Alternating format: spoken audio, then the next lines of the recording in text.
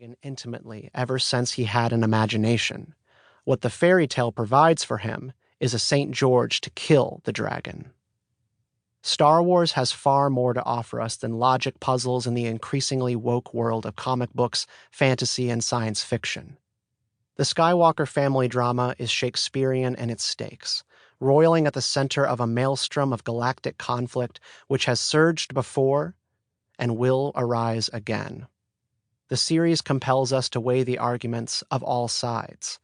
The way of the Sith may seem on its face like a religious excuse for an evil fascistic regime, but what if it cares more about the direction of the galaxy, on preventing chaos and providing order, than the uncaring, naive, and often aloof Jedi? One of the best characters in Jon Favreau's Mandalorian series on Disney Plus is Mayfeld, depicted by GOAT Boston comedian Bill Burr.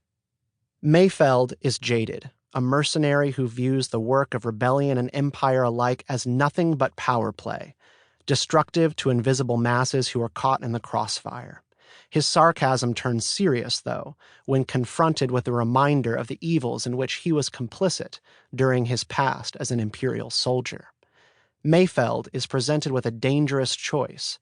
Rather than shirk it for fear of the fray, he chooses a side. Star Wars speaks to us as a timeless representation of human nature at war with its worst impulses.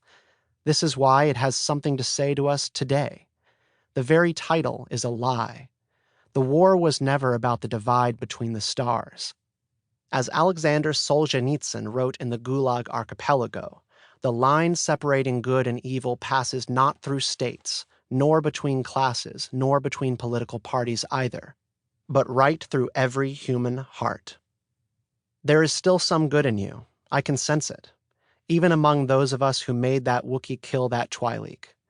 Diogenes looked for his honest man inside every crypt and cavern, Chesterton wrote, but he never thought of looking inside the thief.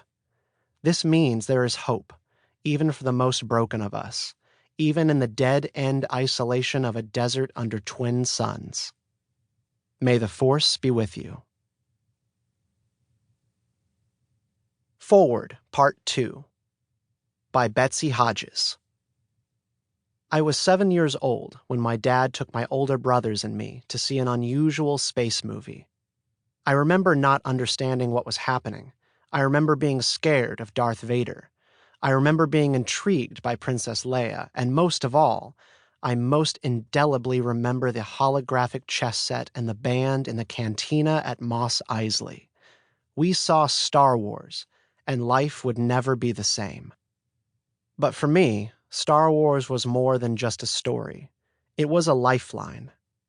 Not long after I was introduced to that galaxy far, far away, I began to be sexually abused by people outside of my family, a horror that continued for years.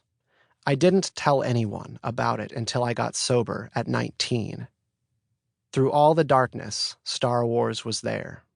When I was 10, my father got the first VHS in the neighborhood and a bootleg video of Star Wars. The ability to watch what you wanted whenever you wanted was a brand new concept for everyone. I remember marveling, you mean I can just watch it whenever I want? Watch it I did, dozens of times, if not hundreds. It was my comfort. To this day, when anyone anywhere mentions Tatooine, I am brought back to that warm desert and an acute sense of safety. Mos Eisley may be a wretched hive of scum and villainy, but to me it will always feel like home.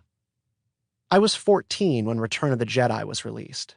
By then, the abuse had slowed down, and my disconnection from people had sped up. I was jaded and lost.